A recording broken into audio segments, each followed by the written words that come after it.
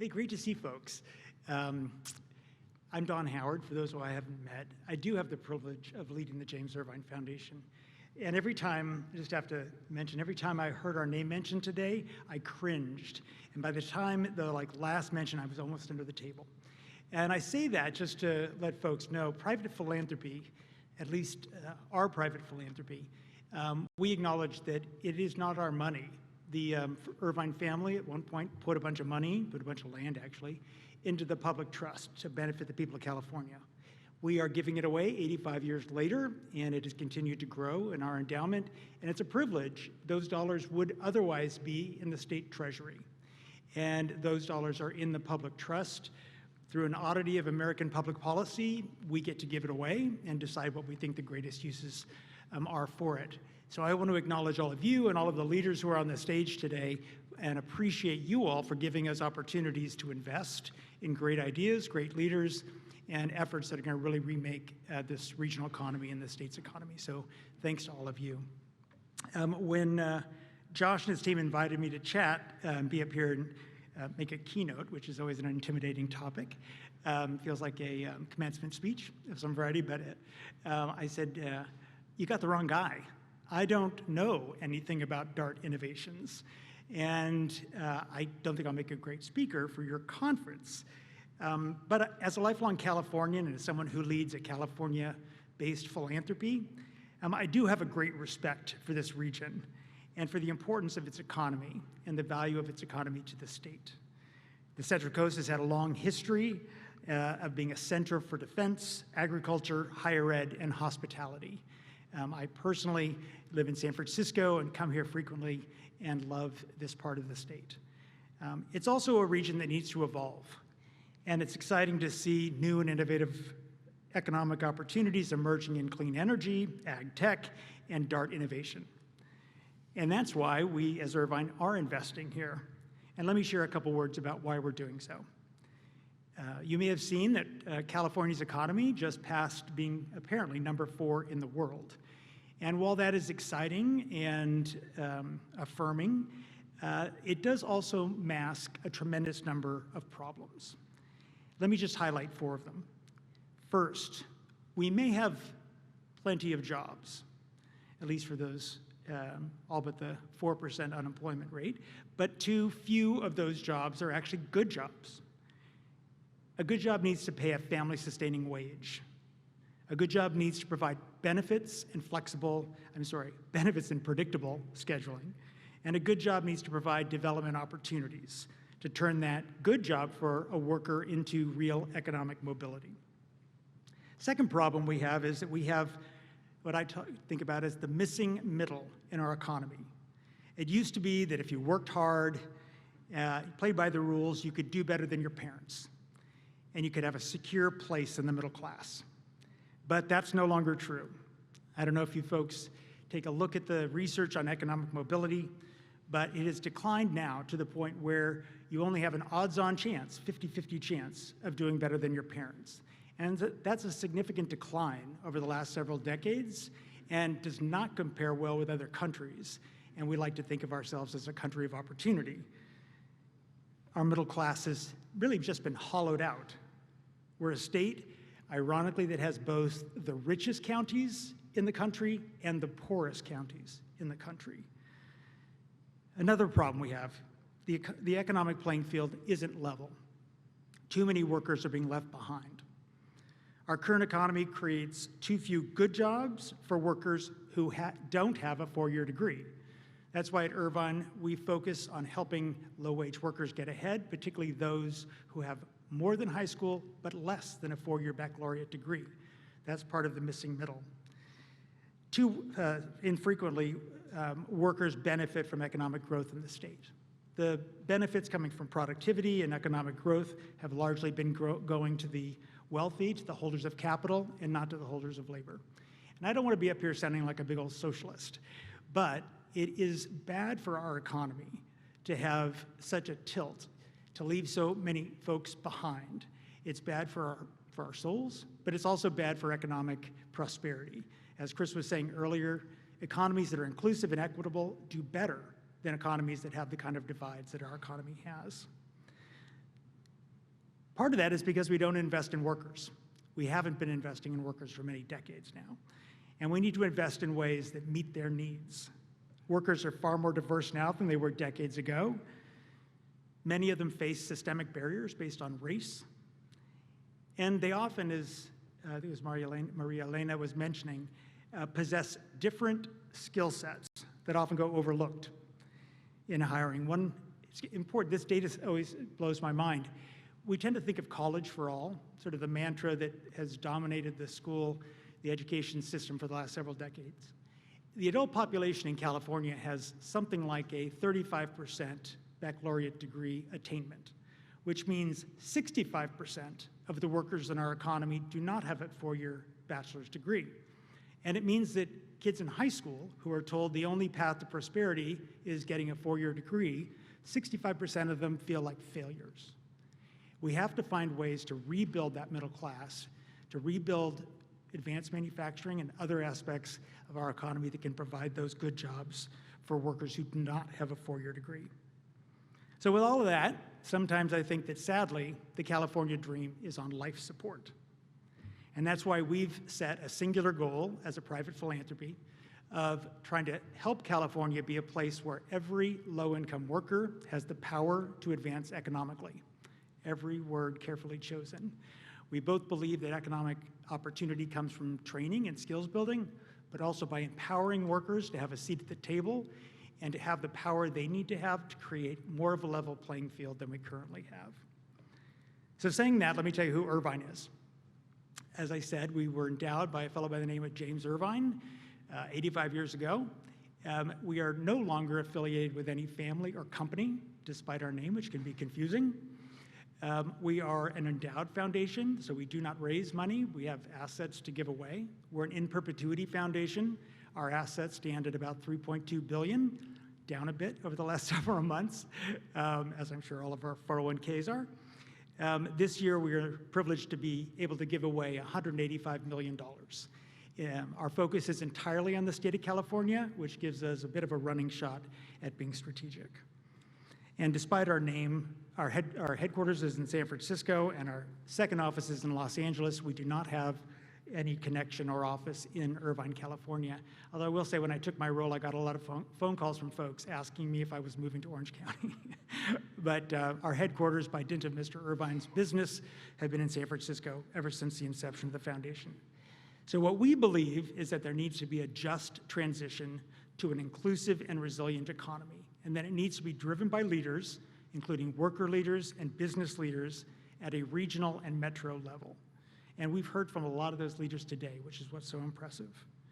We at Irvine focus on 5 particular communities, and they've been chosen for a set of reasons. First, communities that are critical to California's future. Second, communities that are underinvested in and have been so for too long and have tremendous assets to build upon, much like this region. We've chosen them because they have great leaders who've shown they can work together to remake our economies. This last panel, I think, was a great demonstration of that. And we've chosen them because they have nonprofits that have been undercapitalized for many years and where our funding can go further. I think the flip side of all those thank yous is the fact that there's too few philanthropy here and too many nonprofits who need the resources. So we've specifically chosen regions like this to do our grant making because the dollars go further. You know, we have been very focused on the Community Economic Resilience Fund as a model for inclusion and transitions to a climate resilient and just economy. The panel you just heard from around the Community Economic Resilience Fund, or CERF, is a really central piece of our work right now, and we've been supporting the CERF process and the communities where we work to develop their CERF collaboratives.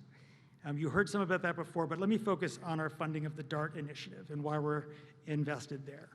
We see DART, as I think we've all heard today, as being an opportunity to leverage the region's assets, focusing on the future economy, having the potential to create good jobs, and create those for workers who might be otherwise overlooked.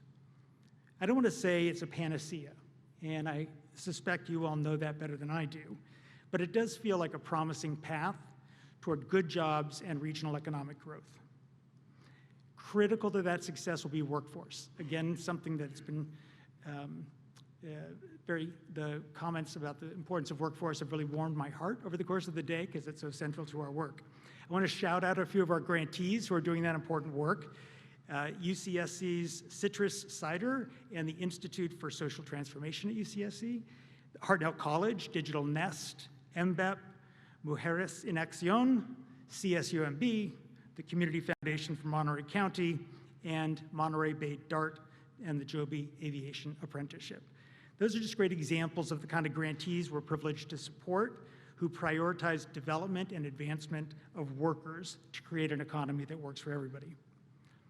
We like to think that a thoughtful set of investments in grantees like those and in others can be really catalytic. Help create momentum to solve workforce pipeline challenges in emerging economic sectors like the DART innovations, and to create regional alignment to leverage public and private funding opportunities. So let me just close by saying that I believe we truly have, as trite as it may sound, a once-in-a-generation opportunity to remake our economies, to adapt them for climate change, to be more resilient, and to ensure that everyone shares in that economic growth. There's a tremendous once-in-a-generation opportunity as well to leverage enormous public funding coming into communities.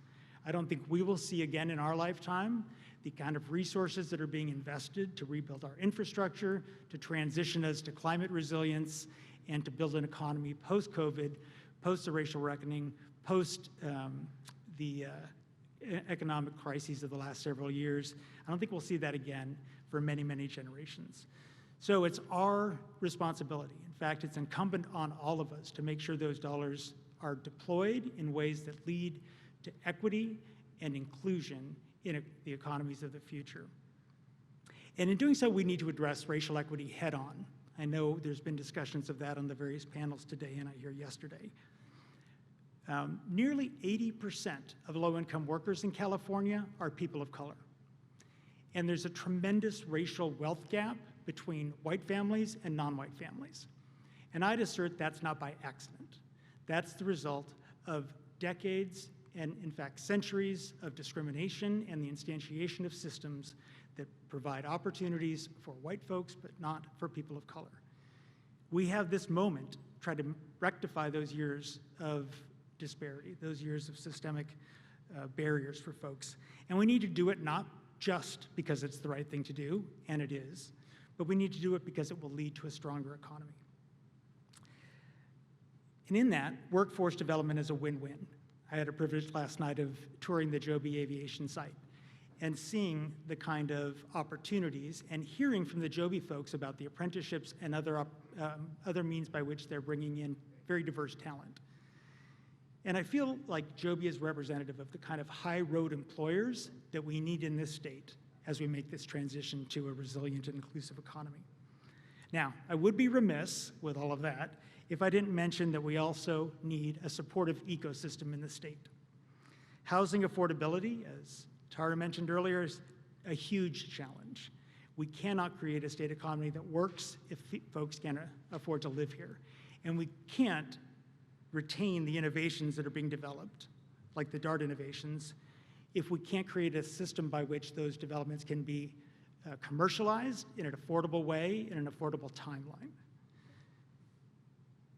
So I'm not sure if all of that was hopeful or depressing.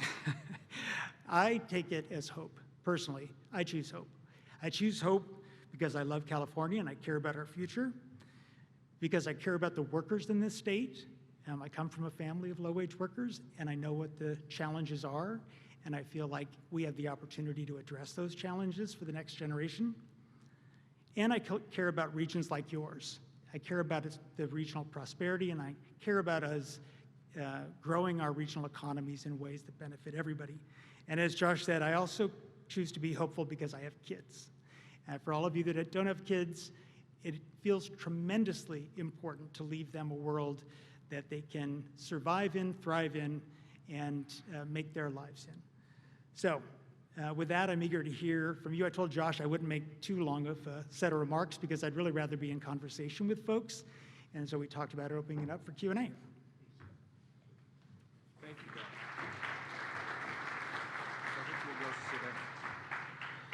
So I think what we're going to do is sit down here, and I'm going to see one thing if we got any Slido.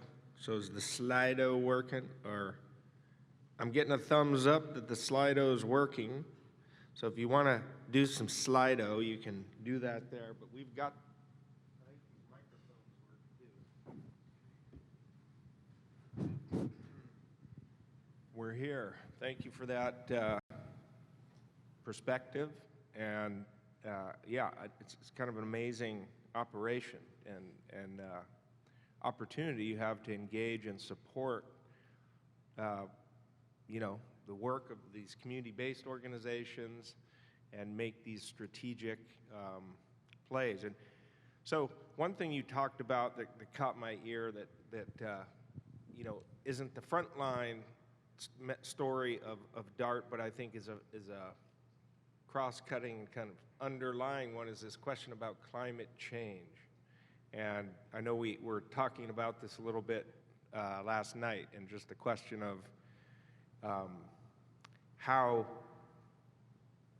strategic investments, maybe by the Irvine Foundation, might be able to be made to affect climate change response and adaptation. And I wondered if that might be something that you would like to talk about here a little bit. Again, I wouldn't call myself any sort of expert on climate change and adaptation and mitigation, but I do think the climate crisis can be thought of also as a workforce opportunity. There's a tremendous number of jobs that need to be, many that need to be created, that are still sort of unknown. The training pathways haven't yet been defined. The job categories are new. And then there's many that we do know about where we just don't have enough folks. I'm told one of the fastest growing professions is electrician. And we do not have enough trained electricians and other skilled trades folks in our country, much less our state, to be able to make the kind of modifications and adaptations that are required. So we do think of climate change as being sort of a cross-cutting opportunity within the work we do in communities and the broader work we do around workforce development and power building for workers. The challenge I see is finding the investment opportunities, to be honest with you. I mean, philanthropy is just a drop in the bucket compared to the public funds that need to be deployed, but they are finally beginning to flow. I think the Inflation Reduction Act is very promising, and philanthropy can help leverage those dollars, help communities be prepared for them, help communities sort of glue them together when they're too rigidly constructed, help evaluate what's being done. But trying to find workforce development opportunities that are truly inclusive and available to everyone in the climate space is harder than you might think. So if folks have ideas for institutions that could use investment that are training workers, particularly overlooked workers, particularly workers from disadvantaged communities, to be ready for those climate jobs, please let me know. Great, yeah, and I would just pose to you that maybe some of the domains that we're talking about, these drone, automation, and robotics technology training opportunities, maybe like the stuff that CIDR is doing, for example, you know, in one way could be put under that category of climate-oriented jobs, whether it's smarter agriculture, wildfire and forest health, you know, issues and things like that. So I think I'd like to hear that interest, and we'll keep finding out if we can bring some more interesting things to the table. There's been a bit, I've been encouraged to see folks conceptualizing what's being called the resilience workforce, which brings together climate change with addressing various catastrophic events that happen. Floods, fires, like the Four Seasons of California that we have, and earthquakes. And I think that's an interesting notion because it begins to create a bigger tent than climate by itself. And you know, I see some of the applications of DART technology for mapping forest fires, for addressing recovery from various disasters, and right. I think that's an interesting way to sort of to bring together these sorts of innovations with more traditional climate change. Yeah, and so, you know, I think one of the things we talked about the other night was even the topic of like retrofitting homes for efficiency and stuff like that, and I think that's a great segue to Steve McShane's question here on the Slido, which is, you know, how do we engage more traditional business organizations like Farm Bureau chambers, et cetera, in a more inclusive economy. But I would add on to that this, just layer in this question of climate response and adaptation, and that, you know, if I'm a traditional business in a chamber of commerce, I might be like an HVAC company or a construction company. Maybe I'd want workers who were trained on the latest, most efficient home technologies that could then, you know, service the customers who are putting those in and help transition homes to more efficiency. But what would you say to that? Well, I appreciate this region for another reason. You have employers working together with community-based organizations, intermediaries like the DART Initiative, community colleges, et cetera, in a collaborative way where business and workers are both at the table. And in many of the other SURF regions, I think it's less true than it is here that you truly have engaged business. Somebody mentioned earlier, there's often a divide and a fearfulness, but frankly, on both sides, between community and civic organizations and business leaders. And there's been too long a disconnection. A lot of what we're funding and what the state is trying to do is to bring folks together. But bringing folks together does require a certain amount of repair work.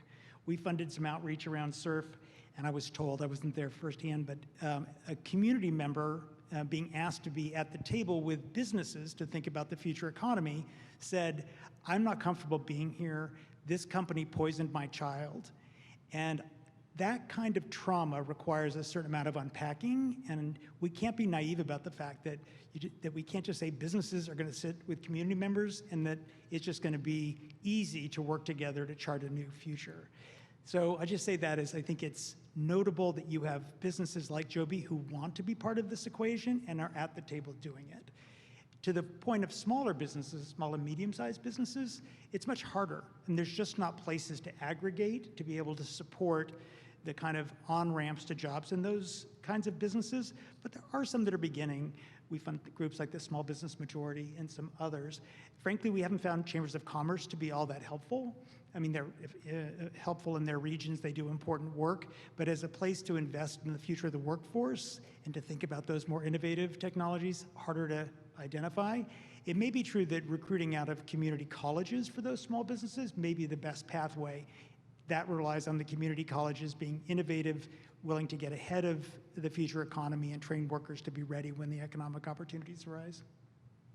Great. Well, thank you. Yeah, I mean, we touched on that earlier. I think it's, you know, the vision of folks like Marianne Leffel and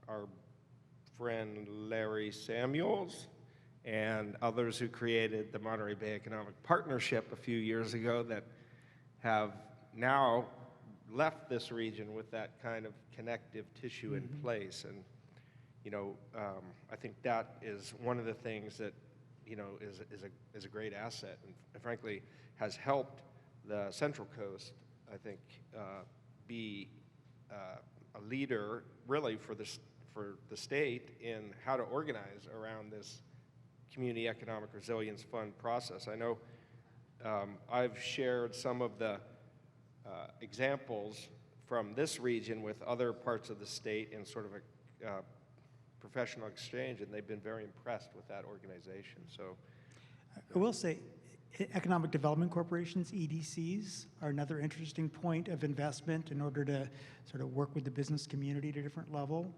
And I think groups like MBEP, who sort of have started with a connection to business, are also quite helpful, and that's why we invest in groups like MBEP. Fantastic. Well, I'm seeing some other questions here. If you want to take on any of those, there's a top one that says, how does the foundation decide whom to invest in? Have you ever had that question? Oh, before? Yeah. In fact, before coming to Irvine, I was a consultant to foundations for about 10 years. There's an old saw. You've seen one foundation, you've seen one foundation. There's so many differences between how folks do the work. We've chosen to have a singular goal, which means we can choose by knowing whether the investees that we're choosing are pushing toward that goal. So that helps, having a focus. Within that, we use research to determine what the drivers of economic opportunity are, and that's how we've landed on career pathways as well as power building. There's good research out there that shows if workers don't have power in the economy doesn't work as well, and you're not going to achieve the kind of upward mobility that you're looking for. And then in each of those areas of focus, we have a due diligence process. We literally have like a rubric that we use. We do landscaping, and we do some outreach to find organizations, and then we sort of put them through an analysis that then leads us to make an investment. And I will point out, I don't do any of that.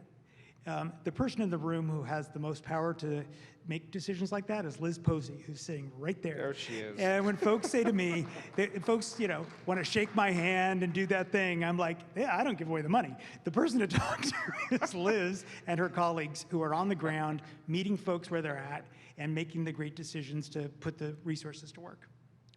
Indeed, and I will say, Liz puts in the time. I can say that. She came and spent, like I mentioned before, 3 days with us last fall, where, it was took some dedication. It was still in the middle of the pandemic, and it was kind of new ground, and it was, I think, through that we've developed a nice partnership, and that's, I think, been successful so far. So, yeah, nice to have a good team, I guess, is the sign there.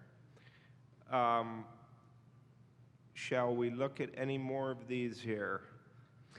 The question of how can we bring more Black and brown employers and private sector leaders to the table in these conversations, that's hard. I don't know what the answer to that question is. Here's a couple things I've seen, is that many small businesses that are owned by non-white employers, Black and brown employers, they are not as large. They've been undercapitalized for too long, and so they are more challenging to access and to be able to bring into the conversations. So that's a challenge. We're beginning to flirt with a small business area of grant making, particularly around BIPOC, non-white-led businesses, to help them scale up and thrive and have the technical assistance they need. So that's one aspect of the question that is sort of relevant to our work. I think bringing folks to the table does require, again, a certain amount of overcoming some obstacles related to trauma and including folks in an authentic way. I think far too often we bring folks together for a performatory or performative sort of engagement, and I think business leaders face that as well as nonprofit leaders. So that kind of engagement has to be authentic, and decision rights and decision powers have to be shared if we really want folks to be at the table and do the work. Okay, solid response there. Yeah, so I mean, there are strategic things happening that have really, I mean, you guys have come in a big way here in Monterey County, I think. And how have you found, the reception and the partnership with the local government entities here? Has that been part of your process that you would like to speak to? Liz is going to be on the next panel and may have the best answer to that question. Great. Okay. What I will say is we have, this sort of area that I focus on, is we have great relationships with the governor's team. And I think we do have an administration that is keen on a California that works for all, which is their sort of tagline. And I think they mean it. I think SURF, the Community Economic Resilience Fund, is a good example of that. And so I think those leaders have been very eager to partner with philanthropy because they know their resources are constrained. They know the political timelines often are faster than the timelines that communities can build the kind of structures they need to deploy the resources. So that's a space where we've seen a lot of receptivity. And I also know that, and I'm fearful as we go into this next phase of economic transitions, that there will be a lot of competition between cities, counties, and regions in a way that will be unhelpful. So we love the SURF model. We want to invest in the SURF model. They're going to compete for dollars that can also be competed for by cities and counties. And I have some concerns that the city, I'm elected. I'm responsible to the voters. I should get to decide where the money goes. and that will be at odds with the community and the business leaders saying, we want to put it here. So I have a fearfulness about engagement of elected leaders in the context of inclusive economic development, because I think they may see it as a threat and may try to undermine it. Interesting. Yeah. Well, I can tell you from my own conversations in this arena, the surf arena, that those tensions do exist. So I don't think that it's lost. But you know, coming kind of from a local government background, or at least a regional government background, working here with Fort Ord Reuse Authority, you know, I think there's a lot of wisdom, both in the elected leadership and in the staff leadership of these local agencies that, you know, should not be overlooked in the surf process especially. But and I think that might be an arena of interest really for you know, your efforts, because you want to be able to draw that in, and you know, I think what we're talking about here in the remaking of our economy hopefully is not the throwing out the baby with the bathwater, that we're remaking the bathwater, or something like that, keeping the baby in the bath, whatever that means. But not sure about the metaphor. I'm not going to work with that metaphor, but we have been looking at providing some resources to folks that can work with city and county leaders to help them work with their communities to deploy the public resources that are available in ways that are collaborative rather than at odds with one another. So that is the kind of thing philanthropy can do. Yeah. So around the edges, technical assistance, the kind of money that fills the gaps that public funding or private funding can't support, the evaluations and such. So in this case, providing assistance funding to a group that can then work with the county leaders and the city leaders to try to help them learn about this and align their work with what the surf tables, for instance, are doing, is an area we are looking at for investment. that's great. Yeah, I think could be a profound way to engage, because what I can tell you just from my experience with cities, for example, is they're always, you know, over demanded. They have so many things to take on, and so to try to take on an additional kind of regional, cross-jurisdictional stuff gets to be, you know, challenging. So I think that would be helpful. And for electeds, it doesn't advance their political prospects. The timelines Correct. are different than when they're running for election, so you don't show results. You know, folks don't want to say, I brought this to your community. How many times do we see a sign on the side of the road that, you know, this project brought to you by such and such? I think if you allow community-driven processes with everyone at the table to make those decisions, the benefits, at least political benefits, don't accrue, and I think that's one of the threats. Yeah, interesting. Regionality, regional government. Yeah, that's why regionality is so hard. It's hard. Maybe for the last couple minutes, do you want to address any of these items here? I'll take the first one, which is kind of provocative. Okay. The question is, what is one thing you'd like to change about the relationships between funders and communities they are involved in? I don't know if I can keep it to one thing, but I would like to see funders be more humble. That's why I sometimes start with that little speech. Funders come in and they often have their idea, their initiative, their construct, and then they fund folks to do what they think is the right thing to do. And I've seen this time and time again. In my past life, I was actually somewhat guilty of helping other foundations create these elaborate models. And what I have found and learned, and why we don't do that at Irvine, is they are, at best, they twist folks around the axle to do the work that they think is appropriate. They treat grantees and community groups like contractors. You need to do these 5 things, these 6 things. You sit in this box in our elaborate theory of change. And they basically suck the innovation, the strategic leadership out of the community and into the foundation conference room. Who are we, sitting in elite positions, not having as much lived experience, and being distant and not proximate to the problem, to be making those decisions about how social change happens? So what I'd like to see funders do is respect what the communities are doing, support good leadership, strong organizations to do the work that's organic and embraced by the community, not something that's imposed by funders. I think the second thing I'd like to say, and I've written a bunch about this, is funders need to provide general operating support, not restricted program support. if we learn nothing from the last 3 years, is that things change and they change dramatically. If folks are funded to do this narrow bit of work and a crisis happens, those frontline organizations do not have the flexibility to respond. And if you're talking about innovation, which we're talking a lot about here, that doesn't happen from a program grant. That happens when you have flexible resources and something happens that you can respond to, or you get an idea that you can get ahead of, and you can use the flexible resources. So I hope funders respect community ideas better and stop bringing in their own, and secondly, that they provide as much flexibility in their funding as possible.